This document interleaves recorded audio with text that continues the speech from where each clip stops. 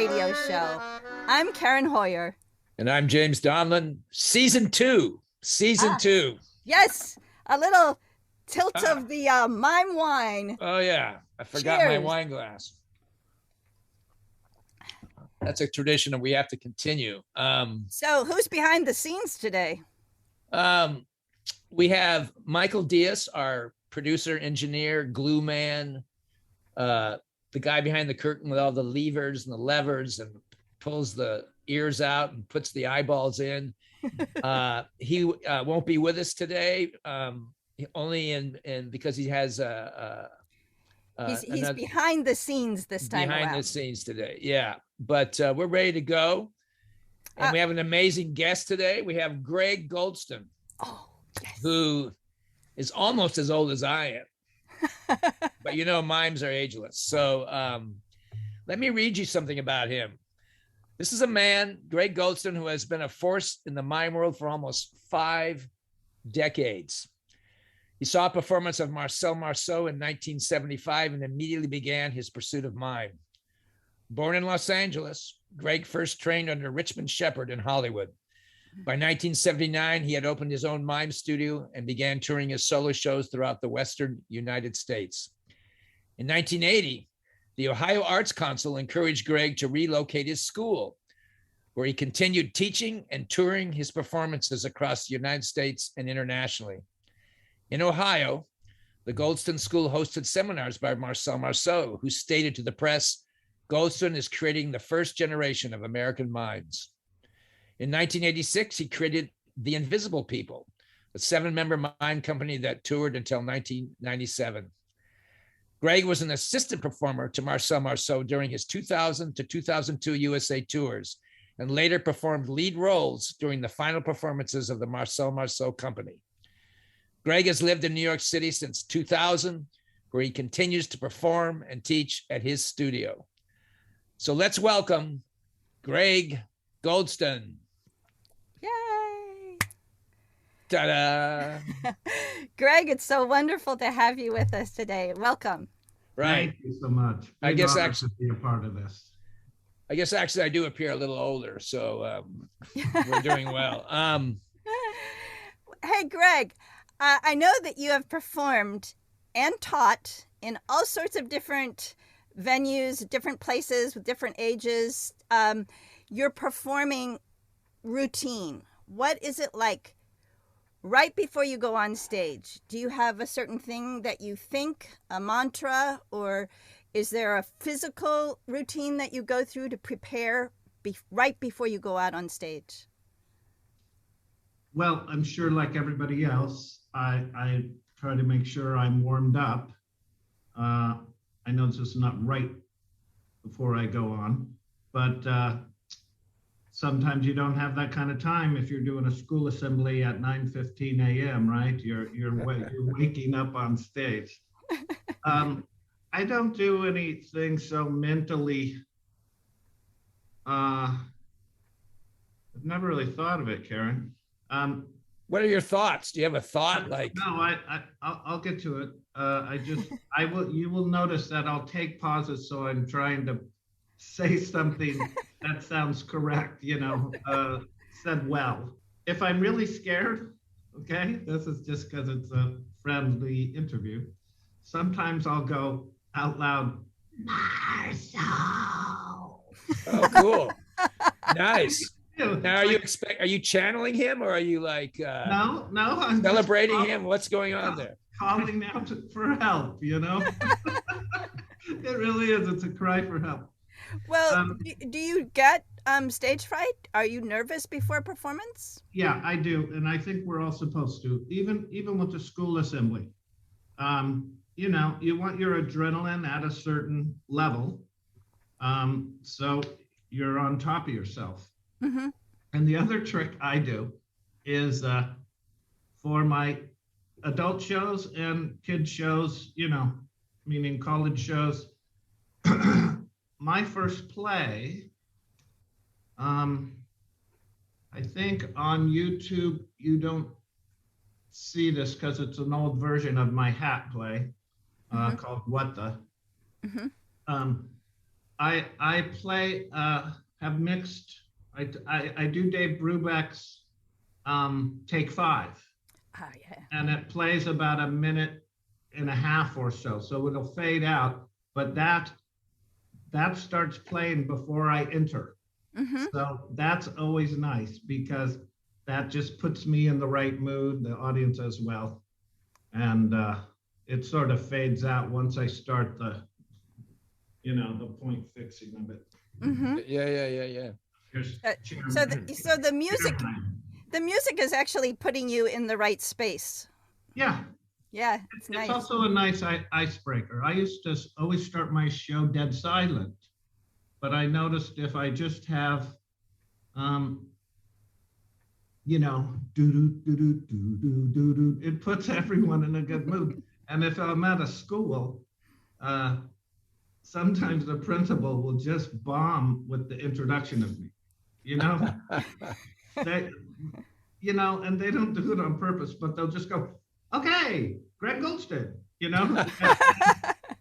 He's a Mime. He's a Mime from San Francisco or something. It's that they won't say, let's welcome. If there's applause before you come out, it breaks the air, Mm-hmm. after the verbal. And so finally I Take Five in there. So it's I would say icebreaker, but it changes the air. And that's what Mime is about, Changing the air, yeah. Yeah. I mean, DeCruz said this once. I don't know where I read it. I can't remember. But in my very first couple of years, he said, if you are moving in real time, meaning like normal walk or whatever, he says, you're not doing mime. Okay. So this is why often people will associate mime, maybe not us, maybe, but the public will go, oh, yeah, mine's like in slow motion. And it's because we're moving either slower than real time. Real time means tick-tock, right? Like dancers are technically moving in real time because they're counting a 4/4. Okay, that's just a general statement, because some don't. Anyway, or we move. So we move either slower than real time, or we'll move. Here's a good one: 3 times as faster than real time. And I learned over time, if you move twice as fast, it turns out twice as fast is real time, just faster. Compressing time, or we're expanding time, right? Compress is depending on what the actual piece needs, we can make those choices, and the audience will follow along with us. Yeah, Exactly. I want to get back to that a little later. This is fascinating what you're talking about in terms of time and space. I want to ask you though. So you've prepared yourself to go onto the stage in whatever way that you choose. Then, who are those people out there to you? Like, it depends, of course, on different sorts of audiences. Youthful audiences, children, or adults, or senior citizens. Now, not necessarily in what kind of material you do for them, but what does that force of nature that's before you, that you're about ready to confront, what do they mean to you? Like, how do you perceive this public that is out there? Who are they? What are you going to do for them? Where do they fit in your consciousness? What's going on there? Is this a Meisner class or something? Absolutely. No, this is Donlan theory. Like Donlan Hoyer theory. So who are those people? Here's how I look at everything. And that's even what I'm doing backstage. That group I listen to. And they control my show by how they respond. Like if it was a record player, remember the old record players, right? As if they sped it up or put their finger on it and slowed me down. Okay, that's when I know to slow down, not even to be. The term I use, back to DeCruz, the term I use for it is off the clock. Because it's hard to explain, but meaning if I'm moving in real time, I'm on the clock. But where we want to be is off the clock. Okay, like how jazz sort of runs around the 4/4, right? So you respect this body of humanity out there. You're very respectful, because you'd say, and in some ways, they educate you in the moment to perform in off the clock, in a sense, right? Yeah. Are you trying to put them on the clock with you, No. on another relative clock? Um, I like the way this interview is going. I like this surrealism that word, because mime is the art of surrealism. So here we go. Yeah, surreal and like impressionism too. True. I used to like Edward Hopper. I used to be very much into realism paintings. Mm-hmm. I didn't care for impressionist work. And as my mime career and my early works were very, clean, square, everything. In high school, I was a student in mechanical drawing, architectural drawing, all that. Mm-hmm. There's certainly a connection there. I mean, That's my father was a draftsman, and I would observe him. But you're also a visual artist. I've seen these drawings and the introductions of some of your pieces in video. Those are your drawings, correct? Yes. Yeah, they're beautiful. I mean, there is a connection to this visual brain in terms of art and forms and shape, and the mime work. I mean, it's definitely the same brain in some ways. So as you've progressed, do you feel like your artistic vision has become a little bit more abstract or impressionistic and less concrete? Yes, that's why I brought it up. Yeah. Even my drawings used to be blockheads.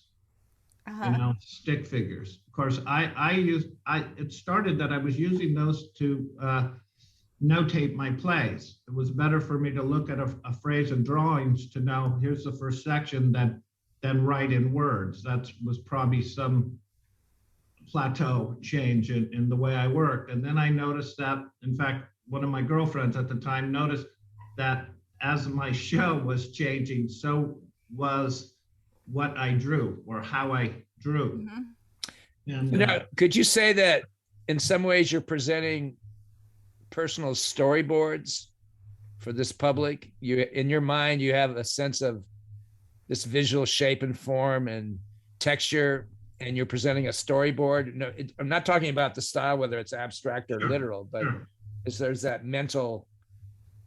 And there's also, you do. I know you're fond of music, and it's very important to you. So it's interesting how the animated, like when we grew up, the classic animated films had percussion and sound scores that were so synchronized to the, that's a weird word, synchronated. That's another Donlin.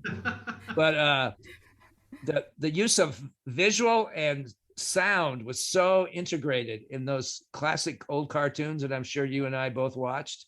And I'm wondering if that had influenced you somehow at that time in terms of very much. Yeah, exactly. Also, who else actually? Jerry Lewis in a certain play. I think it's where he's some dude who runs errands. An errand boy. Maybe it's called the errand boy, and he's in Hollywood, and somehow he comes into a room. It's on YouTube, even now. But I saw it when I was very young, and he's at like a big boardroom, and he sits at the as if he's the chairman, and the song comes on, and he picks up a cigar, a real one, and the song goes wow wow wow wow wow wow wow wow wow wow wow wow wow wow wow. Okay, that's the melody, right?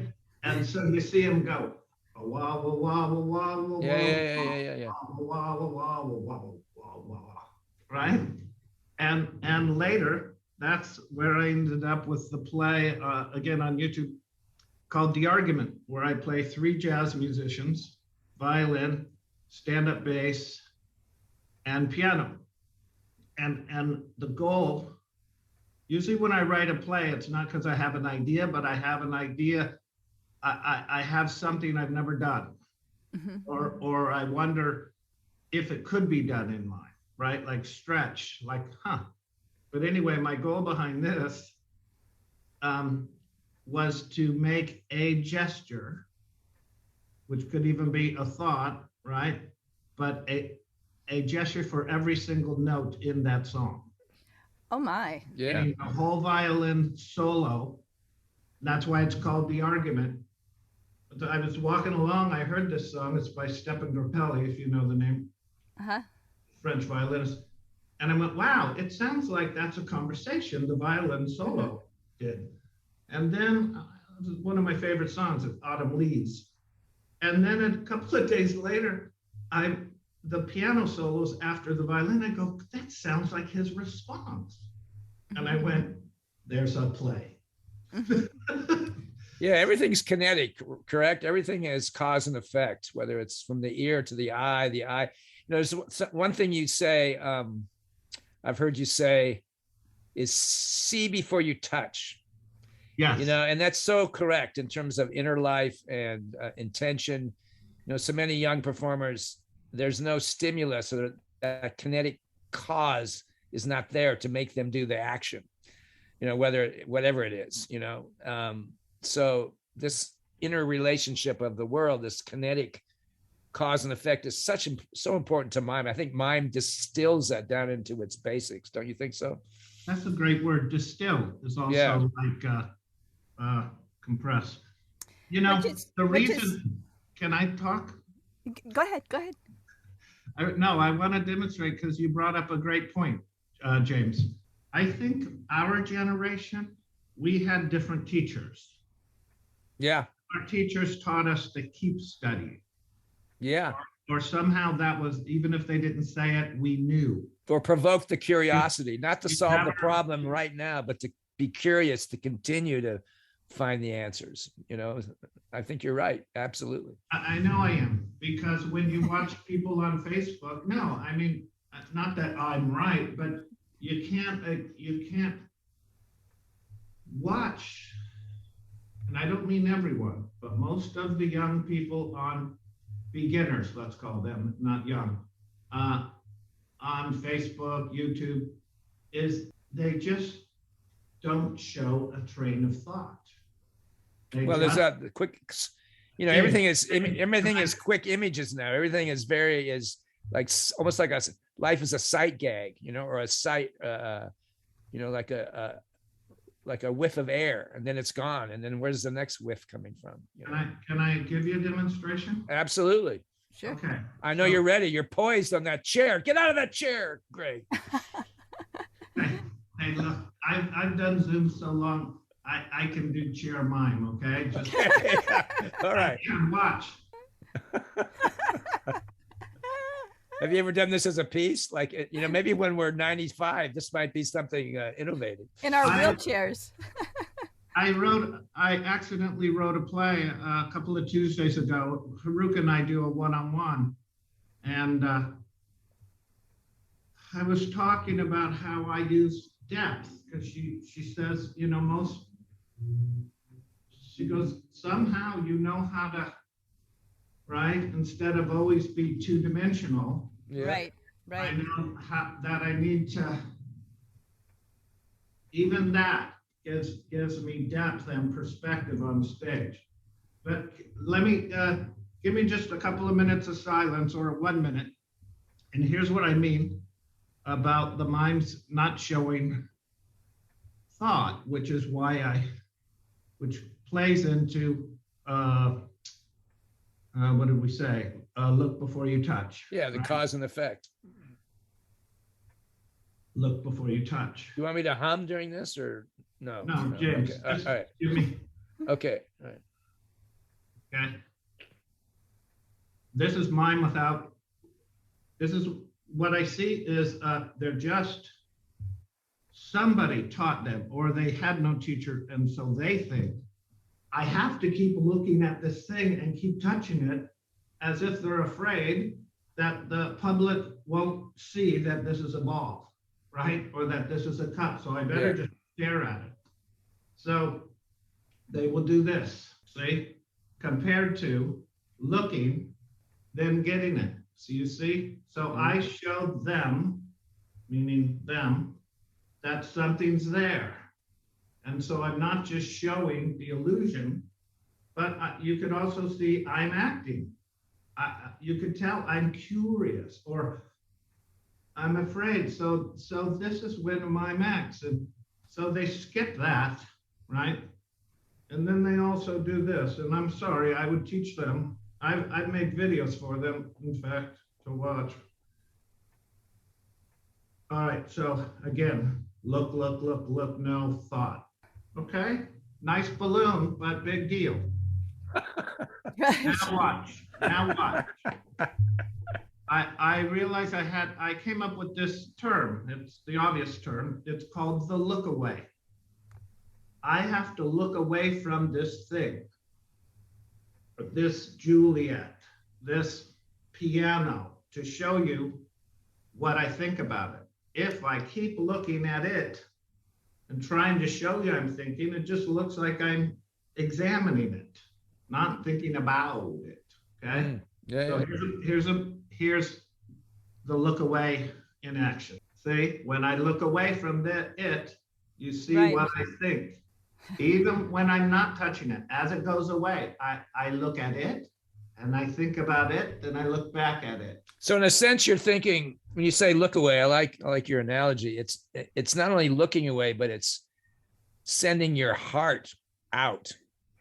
You know, we're projecting energy with the object, but then your heart is also exiting to the space, which is what I'm seeing, Gregg, is the same thing that you talked about in your preparation for the show, where you start with the music, so you draw them in, you could put them in the right space.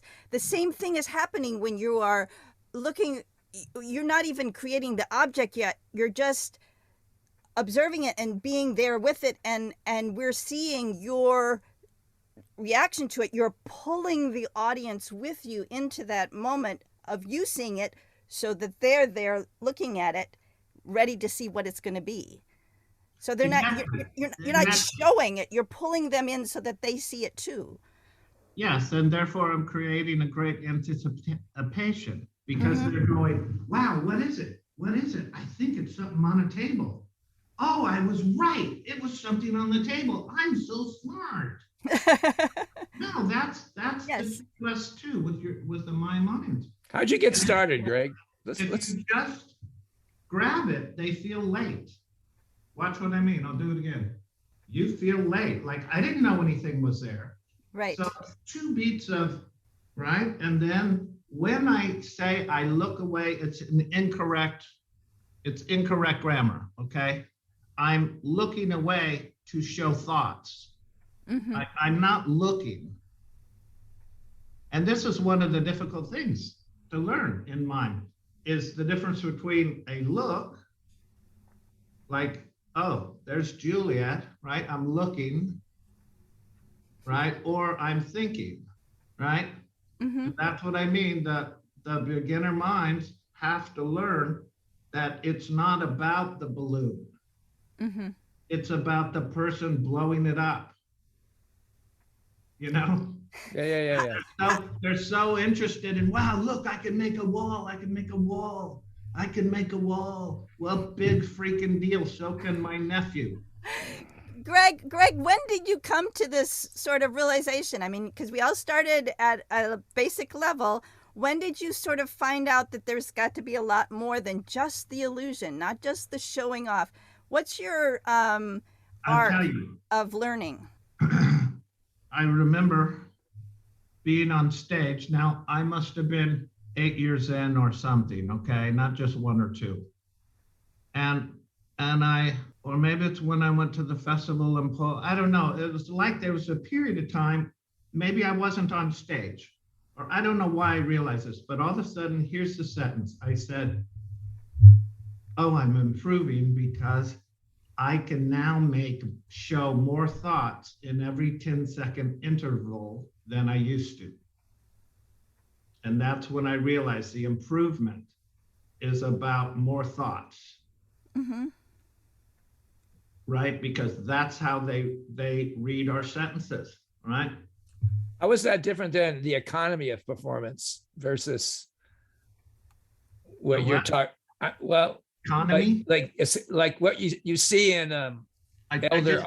I just didn't hear the word you used. Okay, let me phrase it. So an elder artist, they have a great sense of economy and essence. The older you get, the more economic and the more essential one gets. You see it in musicians, you see it in all types of performers. So when you say I can now do more thoughts, how does that fit with this idea of essentiality? Is it a different, is there something I missed, or is it a? No, I have a great answer for you. Okay, great. Usually in the mime world, we say economy of movement, right? Right. So the more thoughts I can show, the less moves I have to do. And there's economy. You don't think of a thought as a move. I know what you're thinking, but mime guy. When I say mime guy, I mean a beginner or somebody who hasn't really studied.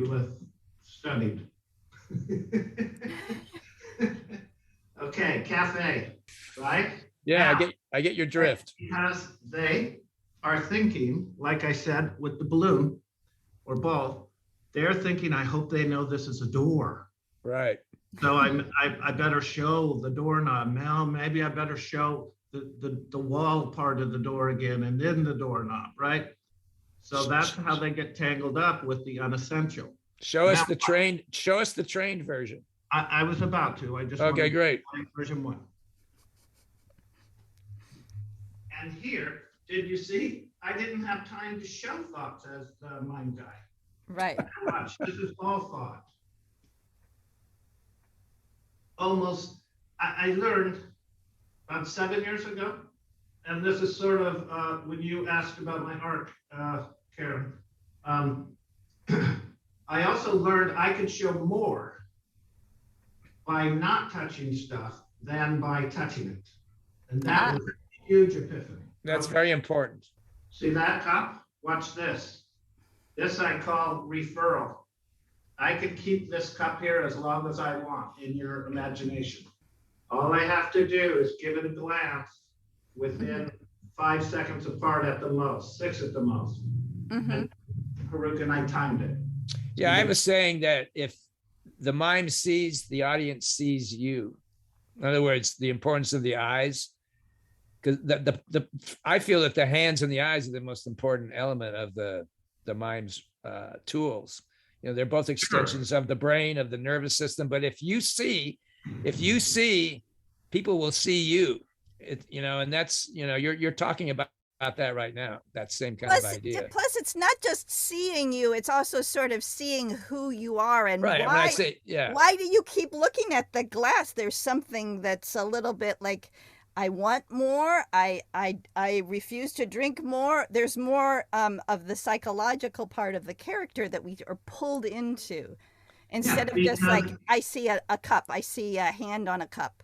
Okay, I want to know. Okay, I'm going to change the subject. I want to know. I have to answer her question or reiterate. Okay. Sorry, but it's my job. I'm doing my job too. Go ahead. Go ahead. It's my job as a teacher, not right. Yeah, I want to talk about teaching in a little while. Look at this. Remember, I talked about the look away and that I show thoughts, not look. Yeah. So I did this without you realizing it, meaning subtly. When I put it down, here's a trick if you ever want to be a good illusionist, and I'm talking to the public, not you guys.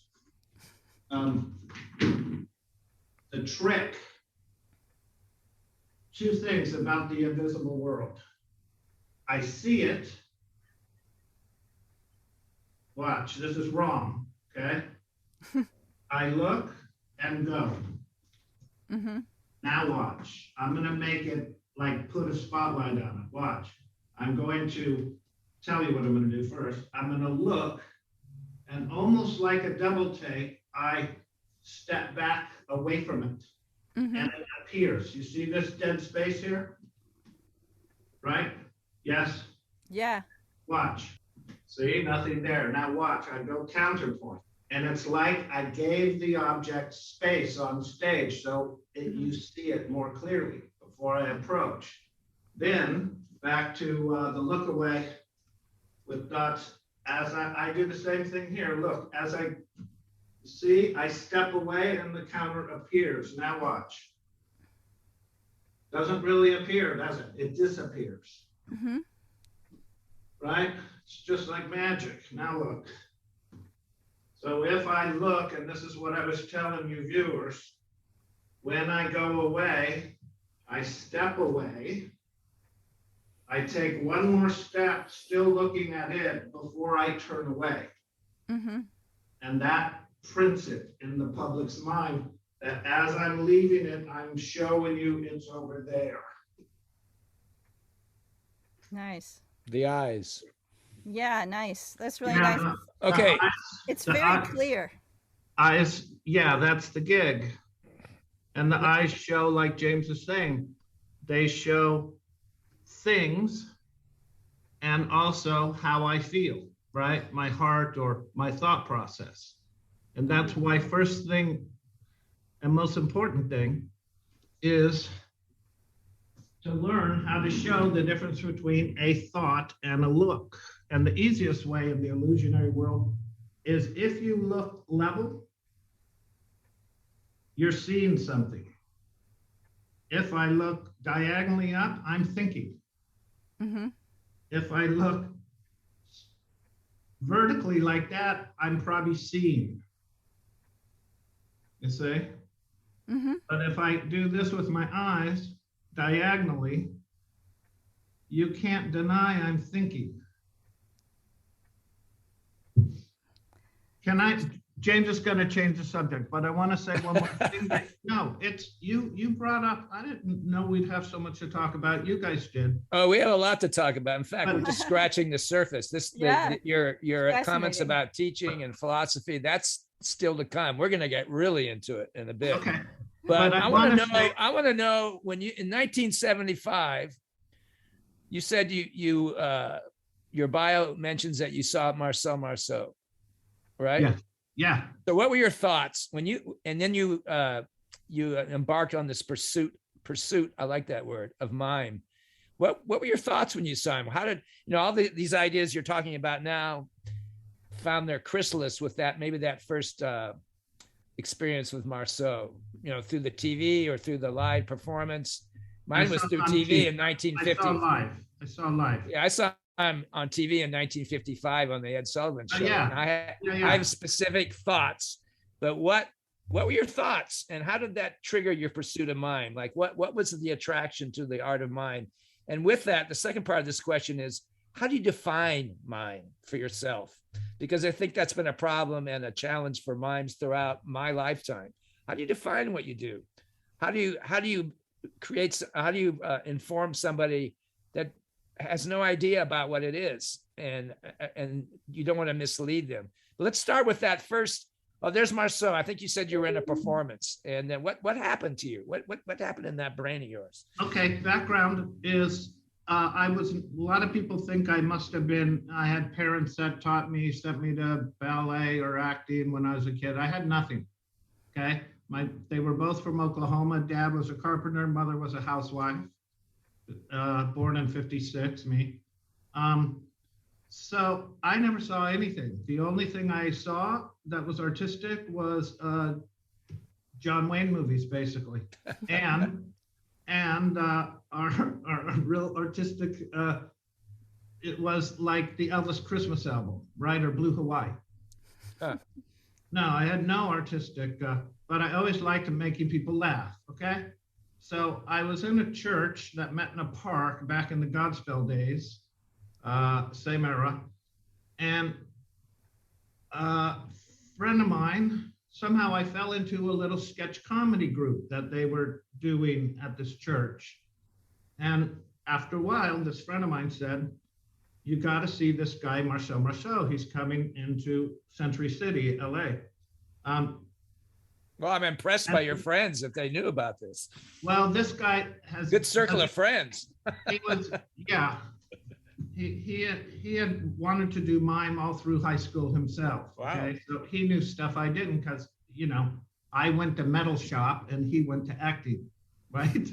We have a similar background. My father was a designer, inventor of machinery, And my mother was a housewife who was a visual artist.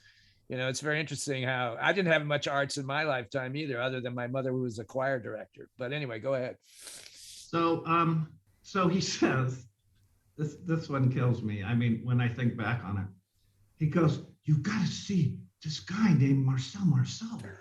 He can put his hands together in a way that you know he's holding a rose, and you could see the rose right in his hand."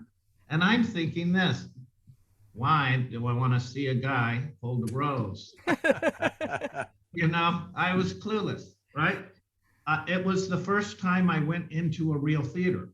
So I'm 18. So we go in.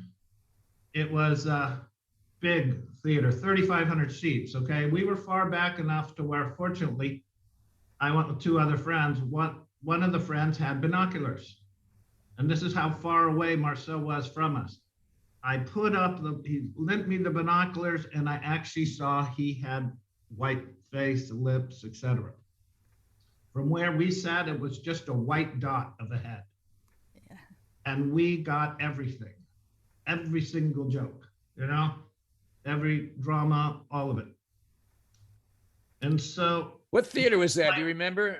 Being from LA region myself, was it, where were we? What was it? One of the famous halls? City. It's I forget the name offhand. It wasn't like the Shrine Auditorium or the no. Like Shrine that. is where the rock and rollers played. Yeah, this was a big Broadway theater. Anyway, so my first thought was, because Young Frankenstein just came out, my first thought, and my background, knowing nothing, I said, this is funnier than Young Frankenstein, right? And what else I didn't, and then remember he had a flag holder. Mm-hmm.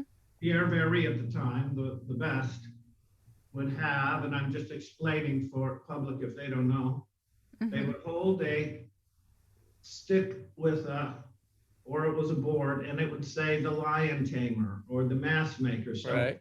This person would run out in the dark, hit a pose, a light would come up, light would go down, and you would stand there totally frozen. I did it when you read that I was an assistant. I was assistant doing that on his solo tours. Wow. Anyway, so I was. Did you have the costume with like the very costume with the plume and the the kind of a Renaissance costume? Yeah. Yep, very much. Yeah. And that feather, believe me, you have to run and stop. You don't want that light to come up. Oh wow, that's interesting. You know? That's very interesting. Yeah. You know, I remember speaking about anyway, I'm not finished. Let me just make a comment. Speaking about that style of performance that Marceau had, I remember that I don't know if you noticed this at that young age, but when the lights would go down after a piece, his energy would change, and he would very softly, almost like a ghost, because you could still feel the white of the costume, drift off the stage. And then he would drift on very slowly, and then the lights would come on, and then Marceau and full bloom would be there.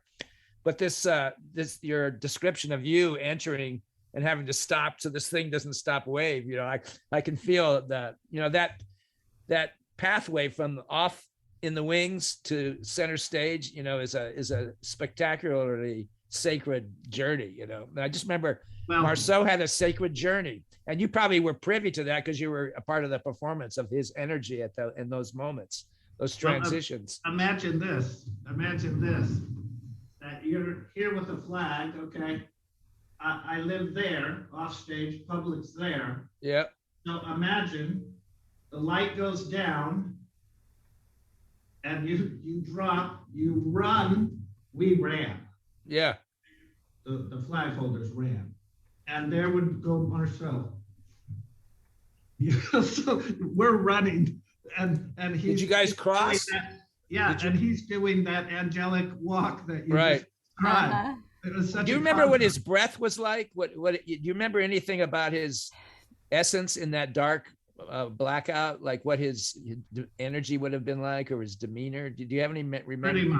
Pretty much. You know, I was so fortunate that even before I was a flag holder, because he came to my school, right? I was hosting at my school since '85. no, 86, met him in 85, is that he would let me, anytime I was near, he would let me watch the show from the wings. Oh, beautiful. And that's why I understand so much, because, and here's a fun one.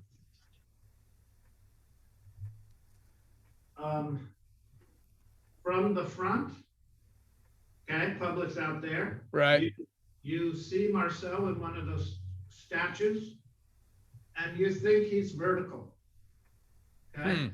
From the side, here's what he is. Not this. He's like this. Interesting. See, look. Mm-hmm. See the depth I've created? Exactly. Yeah. Look how far this hand goes out into the theater. Mm-hmm. Actually, this hand's wrong. So he had a great influence on you in many ways. And here's a quote. In every way. Here's a quote of his, attributed to him from 1960. The quote says, attributed to him, "Mime is the very essence of theater."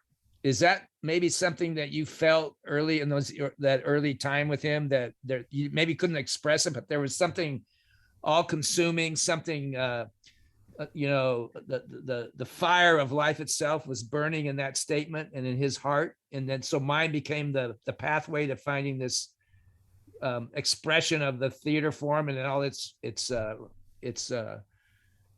pathways. I think that would be true. Mm-hmm. I think it's a multi-layered, meaning you could take that sentence and apply it to a few different areas, though, which I learned over time. Like, but he was saying that underneath all art forms, and let's say performing art forms, he's not talking about, that's why I said theater, not art, right? Like not a painting. Yeah. But anyway, that it's the root, because you're standing out there performing. And it also applies to, like I'm now coaching, I've coached cabaret singer, I've coached a ballerina, I taught for American Ballet Theater, because they need not just acting, they could use some of Marceau's three-dimensionality, because actors, so I say to people, I have the same toolbox, right? For everybody.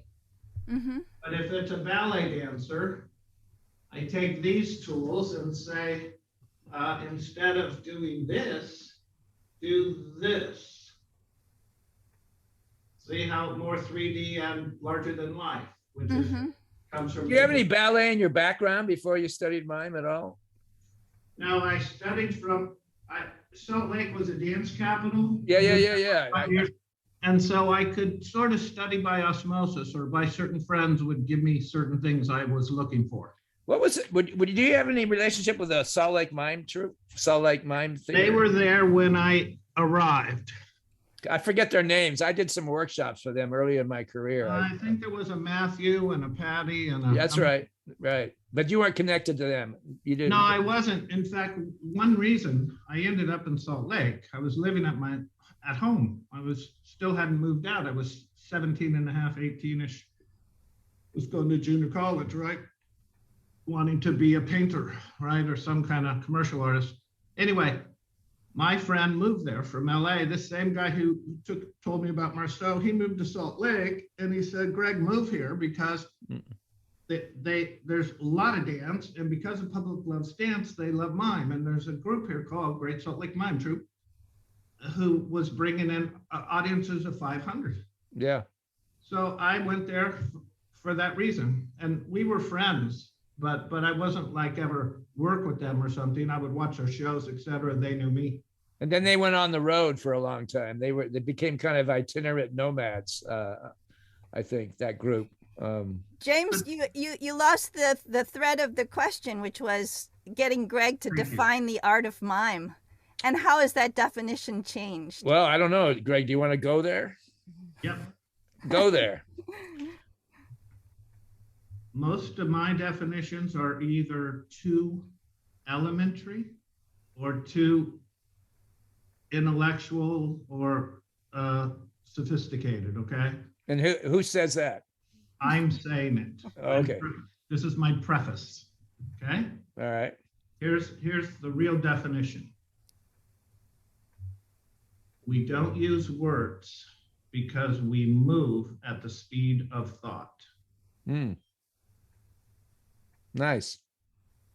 Okay. The difference between mime and dance is technically is that dancers move with momentum. Okay. Mimes make gestures, right? That all three of those said something. Right? The difference between dance and mime and acting is mostly that, like I said already, we're moving off the clock and we're not speaking. And the big deal is what I started with. When I say we move at the speed of thought, is that I set up a phrase meaning 3 to 8 moves, right? Such as this. So that was a pretty much, well, it was almost 3 sentences and a paragraph into a paragraph, okay? But now watch, same thing. Ready? Your brain followed all of that because that's how fast thought happens. You see? So I showed you a slow version. You didn't even need to see it, but to give you the idea that that's why in the argument I could move as fast as a violin solo and draw paragraph after paragraph. So wait, just to culminate, sorry, James. The reason I'm in love with mine is that I have learned how to give them equations. 2 + 2 = 4, or what have you, right? And they will follow. They can, although I'm staying 1 beat ahead, so they have to chase me. You know what I mean by that, I'm sure. I'm going as fast as they can possibly think. And that's when it comes back to your initial question, James, about what is that, my audience, who are they to me? It's that, right? So elementary kids can't think as fast as adults, right? Or junior high, or so they're all different in respect to how fast I can deliver equations. So you're an educator. You're an educator on. Oh! It's that time. It's that time. Oh, I think you have a gift. Is that correct? That you received a mysterious gift in the mail? Time for the gift, Gregg. Let's get ready. We would like you. Oh, dear. It's already alive, I can tell. It's where's it from, Gregg? Tell us where it's from. Well, I can't see that. Yeah. It's from the Mime Museum. The Mime Museum, Chicago, Illinois. Open it up. Let's see what's inside. Also says the Mime Radio Show. Yeah. Yep, that's us. And open this in. There you go. Yeah, it's that. Yeah, there's a special. Yeah. Do not open until now. You're right. Okay. So he's got his knife ready. I figured it'd be easier than trying to rip this packing tape. Careful now, it might be fragile. Nah, it'll last, I'm sure. Okay. Say when. Well, it's lasted this long, Karen. Yeah, it's not gonna blow up, I promise. There you go. Oh boy. Here it comes.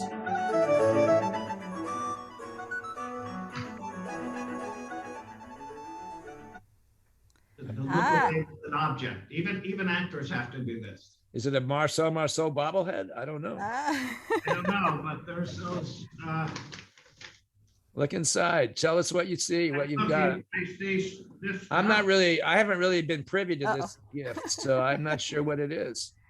It's an artifact. It's an artifact from the Mime Museum. Our curator, Michael Diaz, is deacquisitioning many of our displays. And so this one is coming to you as a gift from us. Thank you so much. Is there a card? Yes. It's on the bottle, I think. Yes, this is just my address again. Look on the gift. Oh, I see it. I see it. You guys are so good. So good to me. And the card I will read to your guests. This bottle. Oh yeah, the Mime Museum. Michael Diaz, curator. This bottle contains gusts of wind captured during a pas de deux performance by Gregg Goldston and his umbrella partner. Caution. Uncorking the bottle will destroy the artifact's integrity.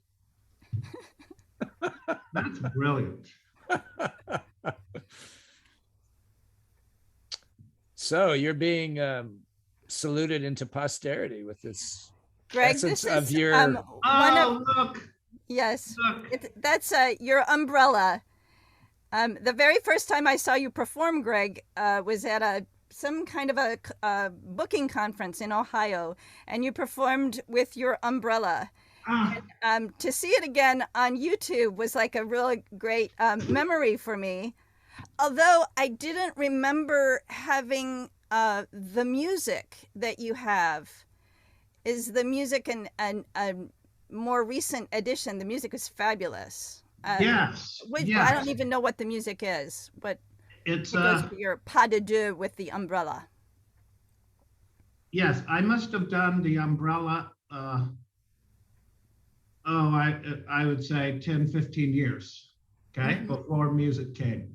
And I was living in Chicago. Yeah, I started in 1980 with an invisible balloon that then turned into an umbrella because I was in Paris using an umbrella. I was working the street to catch money. And one day I went, hey, umbrella does stuff that an invisible object doesn't. So anyway, some show, I was planning for a tour and I was very much into swing music, right? Remember when swing was king in the mid 90s? And the song is an old 50s tune called Sleepwalk. And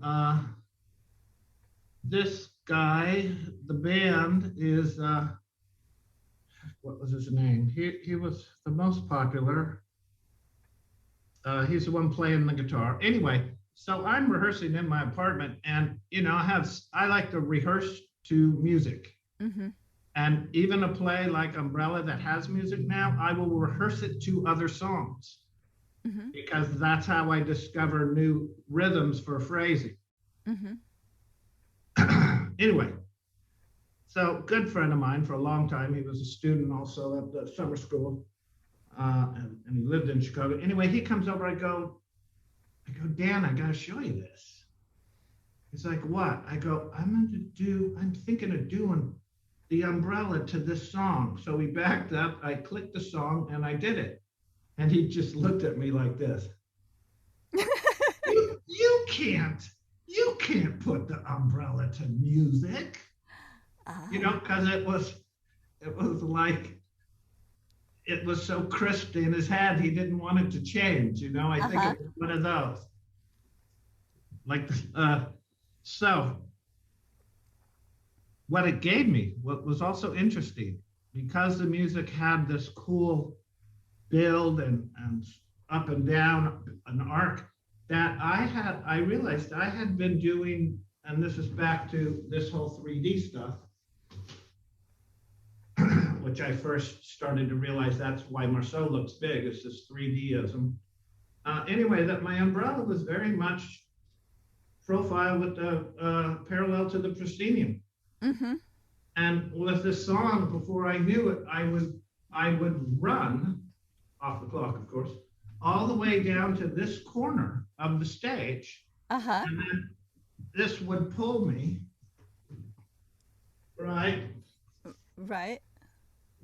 all the way up here. And all of a sudden, I sort of discovered depth and perspective. And that was given to you partly by the music, right? Yeah. I mean, I didn't plan it, but I just know that as the music built, wah, wah, that I better be going, wah, wah. You know? You know, it's interesting to talk to artists who have done pieces a long time and how they evolve. And one of the things that James and I are also interested in is talking to artists who have had long careers and how they make adjustment for age, for injuries, for the way our bodies change as we get older. How you have performed the same piece as an older person. I mean, it could be also like emotionally, you have a different relationship to that piece too. But physically, like for instance, Marceau, I mean, he's quite famous for performing until he was quite old. I mean, into his 80s, right? Yeah, Yeah. 82. Which is marvelous. When I was touring with him, he was 80. Yeah. Yeah. Yeah, I And saw you know him. what? He improved. I saw him do a lecture demonstration live at Dimitri School when he was 84. This was around I think 2006. he died at 84. So Yeah. Yeah, he died right 6 oh, months you're after. right. You're right. He died on my birthday. Yeah, Goodness. 2007. he, 2007. he, You're he was right. still working when he was You're right. 84, You're 83, right. 84. What kind of changes have you seen in your own performing? Here's what I know. Two things. One, and I'm surprised about fact number one, and I've been saying this for about the last five years or so, 5, 7 back, I went, wait a second. All my colleagues are slower. You know, their movement is slower than it used to be. And I realized I'm just as fast, if not even faster. Mm-hmm. And what was the other thing? I'm just as fast. But I break easier. Yeah. That's the thing. I mean, on stage, people say I look 40. You know, they can't, costume makeup. But Do you avoid any particular movements that you might have done when you were younger? Or just approach them in a different way? Okay, if you knew, which it's on, Karen, you must have seen me do this. At the very end of the umbrella, I do one of those descents to the grave where I go all the way down to the ground, Mm-hmm. right? And I can do it, but I realize at a certain point, I'm not going to do this 3 times a day at school assemblies. So if it's an evening show, they get it. Right. Do you have any disaster stories about, you said you're talking about school assemblies. Is there any one story that sticks out in your mind during a tour of that? This has to be a movie or something. I'm doing a set of shows up in Connecticut, right? Like 2 a day, I think, for a few weeks. So how I set up my show is I have an iPad with a special piece of software so that I can put all my songs in order at different volumes even, and that sits on a chair right off stage, okay? Mm-hmm. And then a wire goes to the 2 speakers I have, okay? So it's a chair. Hold on. It's a chair, looks like this, right? One of those wooden school chairs. Yes. Okay, so has the back, which is part of the story. So public's out there, and I'm to do my last play, which is always the umbrella. I start with that hat one, and I end with the umbrella, and then I often change up the others. So I go running off, and I have to do 2 things this time. I have to grab the umbrella, shift down to the next song for the umbrella. So I grab the umbrella and I come down to this so fast, I hit my forehead on the top of the chair. Oh. Now, I'm not wearing whiteface, but I have, normal actor type makeup on, right? Flesh and eyebrows, etc. So I hit go and run back out, not realizing I punctured my forehead. Oh my God. Had no idea. And I'm out there doing it, and all of a sudden, blood goes like, what the heck's that? And it's like, I'm bleeding. So I'm out here being a professional, show must go on. I'm out here doing it and trying to, kind of do a rotation and wipe it off and come back around, trying to hide it. Till finally a teacher, right, probably from the front row, comes up to the proscenium and puts a towel, or a hanky for me to, which I didn't pick up. It just didn't feel correct. Oh. But that was one of the real. I've never bled on stage, right? Oh goodness! Oh my goodness! I want to switch gears here a little bit and talk about the creative process, where your ideas come from, and specifically the difference when you've talked a little bit about some inspirations you've gotten from music or other ideas or objects, so you're creating for your solo, but also back when you had the Invisible People, how did the creative process work with an ensemble? And just tell us a little bit about how you get inspired. Great.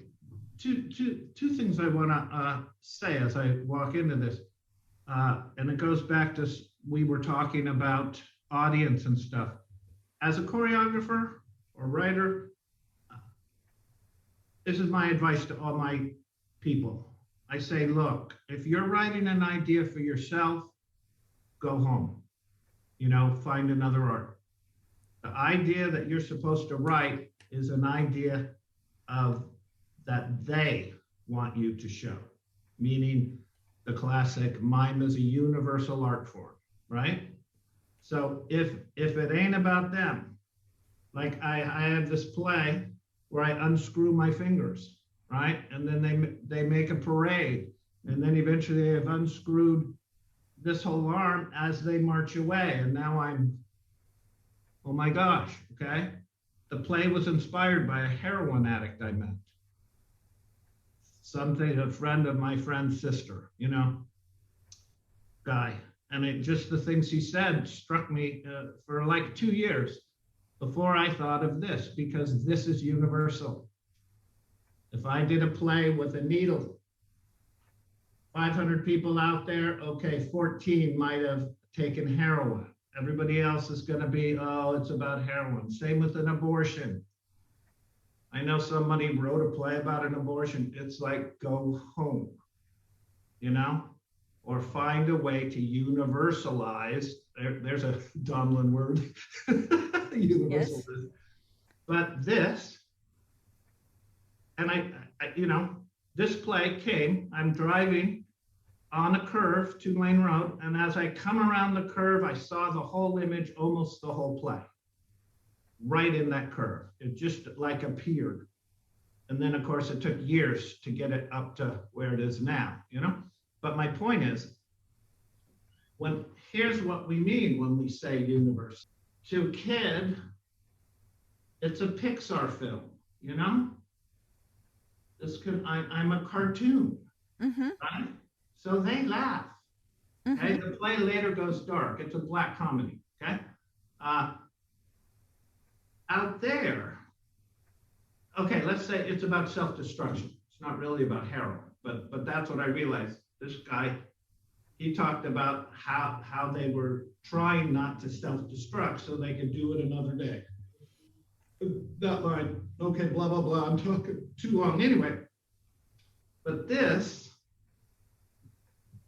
if you're a pessimist, they say, oh my God, I do that because I'm so pessimistic. Why can't I be optimistic? Or overeating, or everything that somebody in this audience, they all have something that they feel a little self-destructive. Like I shouldn't eat this much pie, or I shouldn't be critiquing everybody, whatever it is. So that's what I mean by universal.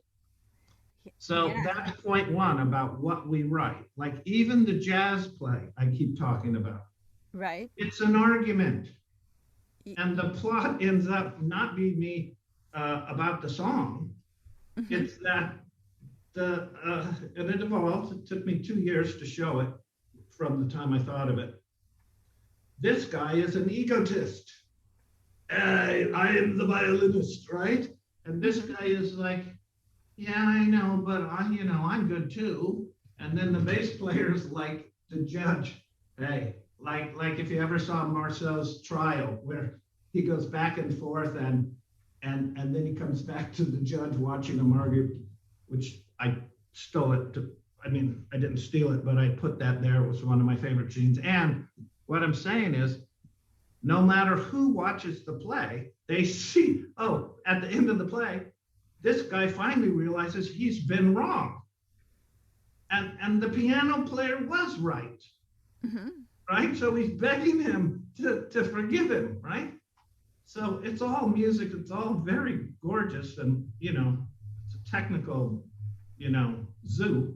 Here's a couple of quotes from Marceau again. This is because what you're saying reminds me. Here's one that he said, which I think you're kind of explaining in your own words. He said, the portrayal of the human being in its most secret yearnings, that, is what mime works for. I think you're saying that. And here's another thing he said. He said, an art disappears only for want of schools and creators. Now, we're talking about creation right now, but the school, like I know you've taught for a long time from the beginning, as I have, and I feel that you understand how important teaching is for the perseverance of an art form, or even for the existence of an art form, as well as your own soul. Can you speak a little bit about your notion of teaching and how important that is for you? It's everything you said and what Marceau, the quote, all of this is correct. Mm-hmm.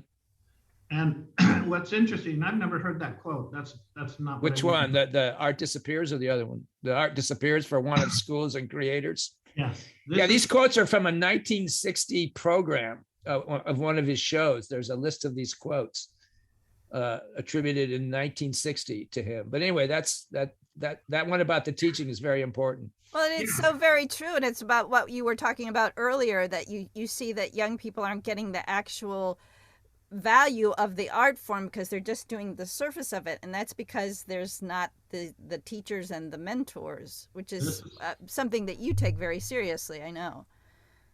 This is very true. In fact, I have a joke with myself because I've been complaining to like my friends or students even about these young mimes, right? Who can't even show thought. And I'm kind of almost cursing them in a funny way. The secret yearnings, as Marceau would have said.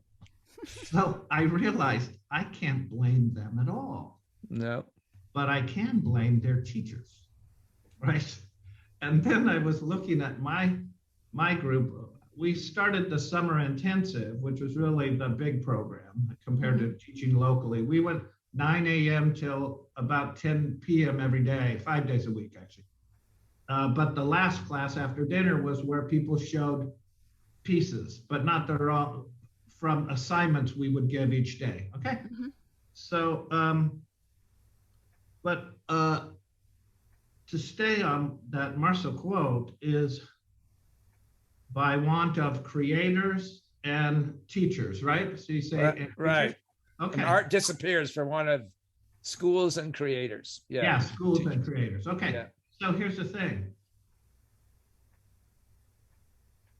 A creator could be Marceau. Look how the art form dropped off when he dropped off tour or dropped off TV, right? Because there was less visibility of our art form. Right? Less role models. Yes, exactly. And the schools are places where you get the real thing. Right. You know?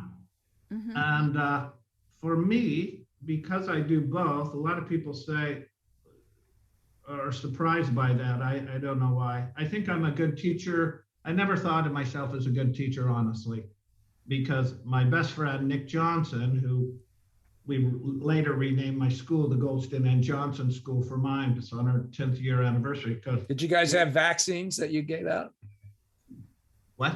Vaccines? Oh, Oh, you said Goldston and Johnston. Johnson sounds like you should have a vaccine or something. The Goldston and Johnson. The Mime vaccine. Yeah. Anyway, but a lot of people ask me, which do you like more, performing or teaching? And here's my honest answer. I say, I wouldn't give up performing for anything because I love it. I love having 500 people in my control, meaning they're laughing and they're quiet and they're getting a tear, but it's teaching.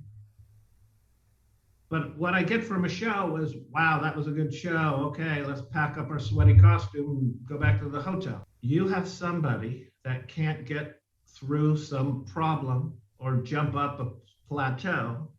And when you see in their eyes that they realize they can do what they couldn't do for the last month or two, that look is priceless. And you just don't get that on stage.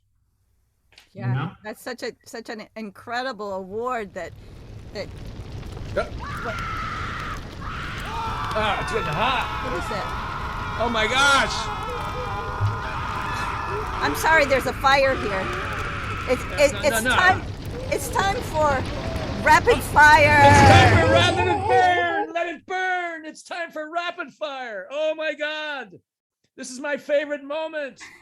This is James' big thing. Rapid fire questions just for you, Gregg. All right. We're going to play a game, Gregg. Oh yeah, the game, great. Yeah.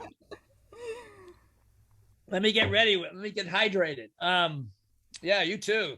So we're gonna do this twice. One for the audio version and one for the visual version of this interview.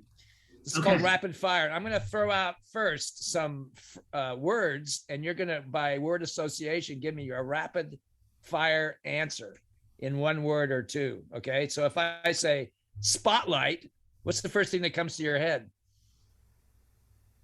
Marley floor. Marley floor. That's it. Okay. You ready? You're ready. I got to put my glasses on because otherwise I get lost. All right. So we're going to go. Here we are. Phrases. Okay. Hands.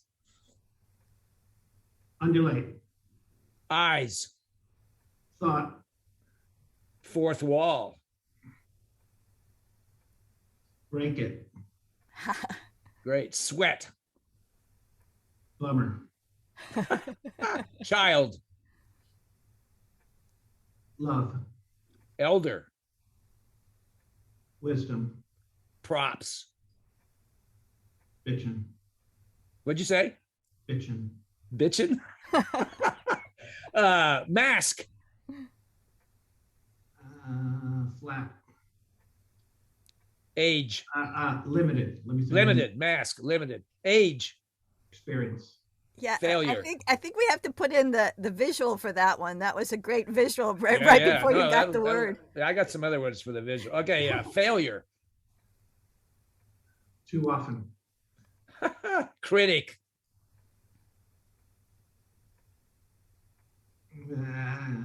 Good answer. Teacher. Greatness. Fame. Not necessary. Language. Grammar. Mime. Best. Future. Good answer. Fathomable. Okay, great. Fantastic. Bravo. Oh, so wonderful. Ladies and gentlemen, that was Rapid Fire by Gregg Goldston. And fantastic. That was great fun to watch you. Those were some phrases or single words. I don't know how you came up with those. I don't know. I'm a mime. So I came up with words. Gregg. Hey, Gregg, what about legacy? Sorry, Karen. What about legacy? You know, I just turned 65 last week. And, Happy birthday. Thanks. I think I've noticed for the last 4 or 5 years that's on my mind, you know? As Bill Clinton said, when you realize you have less years in front of you than you do behind you, you start to think of taking care of those you know. So, and I mean, the way people talk to me about me, because I have a vow or a mantra. The reason I think I'm good is because I know how good I am and I know how good I'm not. And that has always been how I look at it. So I don't think about me. I think it's dangerous. Mm-hmm. Think analyzing yourself. But it is like, well, I've written at least 40 good works, both solo and group. I never got to that question, Karen. But briefly, in the Invisible People Company, the others wrote the group pieces. I helped write a duet with a very comical girl. But mostly, we made the company for Nick Johnson because he was writing all these great group plays during the summer times. We said, hey, we've got a show. But anyway, so it's like, I'll blink and I won't be here anymore. And I think who like Janine Thompson at OSU, they have a big dance library. Marceau put his stuff there, OSU in Columbus. And she says, we want your material there. So I'll donate all my videos and even all these classes I've been teaching. But only Haruka can explain. If somebody watched and wondered, how does he create that? And I'm going to make a pact that they have how to get a hold of her, because she'll say, no, he's using perspective. And the person will go, most people can't even see it.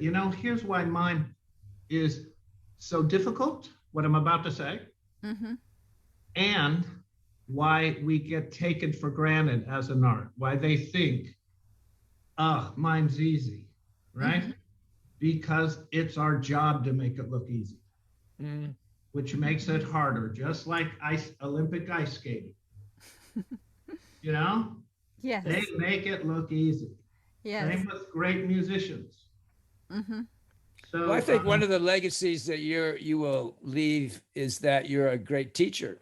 Like the teacher, that's passing on that spirit to the next generations. I mean, that's a legacy in itself. I think anyone who's a teacher will have a powerful legacy no matter what discipline they're working in, so, and you're definitely a teacher. So I applaud you for that pathway that you've included in your journey, Do you have advice for young artists? Just in general, like. One sentence. Always keep learning, meaning studying, and always keep trying to do what you cannot do, meaning challenge yourself. Yeah. That's nice. I like that. Because then you live an inspired life. Yeah. Hey, Gregg, wait.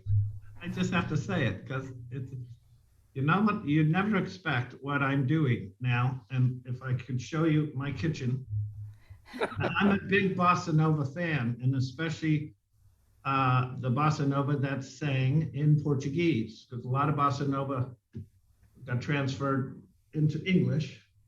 But I have 3 sheets of 3 songs on my wall that I found in Portuguese. So I am teaching myself not how to speak Portuguese, but how to sing it. I don't need it conversationally. Who do I know?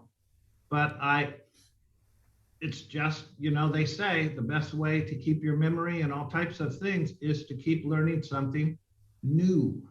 Right? New instrument. Old people, they give instruments too often, right? Musical. So I'm in there teaching my tongue how to say, ajuta dea, do all those wiggles. That's wonderful. It's like a little fact about Gregg Goldston that we didn't really know about. You're studying Portuguese so that you can sing it. That's wonderful. Yeah, and because it's so good for your brain, and to the advice to the people I was just speaking with, you could study anything. I don't mean study a whole bunch of mine. I mean, I have I've spent probably 60 grand on my teachers. I've spent more if you add in the travel. Okay. Mm-hmm. But here's the big funny, because most people, first of all, most people don't believe that. But here's the gig. When I'm teaching, when I'm on stage, you see every dollar of that. So invest in yourself, right? And invest in, like if I wasn't listening to bossa nova, not bossa nova, swing music, Umbrella wouldn't have that song. Right. Here's the Right? last question, Greg. The last Okay. question. What do you want to be when you grow up?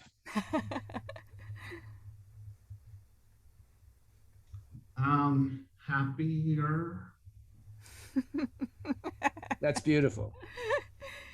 Gregg, is there anything that you're working on now that we'd like to promote, or either a performance or a new piece that you're working on? I know that you said that you and Haruka are working on Weeping in Silence, and a little bit Yes, about that show. She helped when I was writing it. She was really my outside eye. She won't claim that. She has a hard time with taking Gregg, but you wrote it. She's like that. She's humble. So since the Weeping in Silence that's on, it's actually, there's 2 camera views of it on Vimeo, which you guys can see. But I've changed a lot since. I've changed the opening and tied it to the ending. And it's much more of a happy ending than, the first one has happy ending. Do you have a performance of it coming up? Is there? Oh, Broadway shut down, everything shut down, who knows what. But by accident, I was telling you, I wrote a play. The whole play takes place on this chair. Yes. I did it by accident. I never finished the story. Somehow we got distracted. But I was showing Haruka how I do depth. And because I was talking, I showed her in the chair, not on purpose. And I have this beautiful version of the song Jinji. Okay, it's bossa nova. It's on my wall in there. Spelled Dindi. I learned that Di is actually G. It's not D. Anyway. So I did this improv. Haruka says, you have to make a play out of this. And I couldn't think of a play, but immediately I said, well, I could just be sleeping and have the guy get up like he's getting ready for the day. So off camera, I put a tie and a jacket, and my shirt's a little and a hat, right? So I just do all these cool moves, like I take my hat and use the chair to, and a real tie, real props. That's why I said bitchin' when James, you said props. I rarely use them, but I think of them as like, this is bitchin', more bitchin' with prop. So what I am doing that I'd like everyone to know about is due to COVID, I started teaching on Zoom. And the beauty of it, except for certain time zones, but actually one guy's in Belfast, right? San Diego, Canada, Mexico. So I will be doing those. If you want to, if you're interested, the best way to even know if you're interested, there's a page on Facebook, not Gregg Goldston. There is that, but that's more personal. There's a page called the Gregga. Gregga. It's a Polish slang. In Poland, when they land at an A, it's the nickname for, it means, oh, that's Gregg's, right? Or it was explained to me as things most specific to Gregg. So, which is your teaching is most specific. Yeah, and you yes. see what I teach. I'm not teaching, the standard, here's how to be Marceau or the crew or whatever. I'm teaching a blend and teaching them to be them. We will definitely put that link on the website so that people can find out more about Yes. And my email, you could write me, and I'll tell you what you could take once a week or twice a week. I'll details later. But if you go to the Get Gregg page, you'll see videos that I have cut right from class and posted them, or special videos I made, like the one is the look away, one is see before you touch, etc. So there's a lot of stuff I there. saw them. They're very good. I really enjoyed watching them. They're really very specific. Nice. Yeah, I wanted to do especially those three because I realized if especially the first and third, that people all around the world, even if they never had teachers, would have some good pointers. Good. That's your legacy, Gregg. Thank you. Well, thanks, Gregg. This has been a great hour and a half. It's like It's amazing. your thoughts are so wealthy and well put, and we really appreciate you being on the Mime Radio Show. One of our goals is to archive the great performers and artists of the last 50, 60, 70 years. So thanks a lot. Thank you. We'll look for your work down the road. Okay. You guys have a great day. Privileged being with you. Thank You're you welcome. so much, Gregg.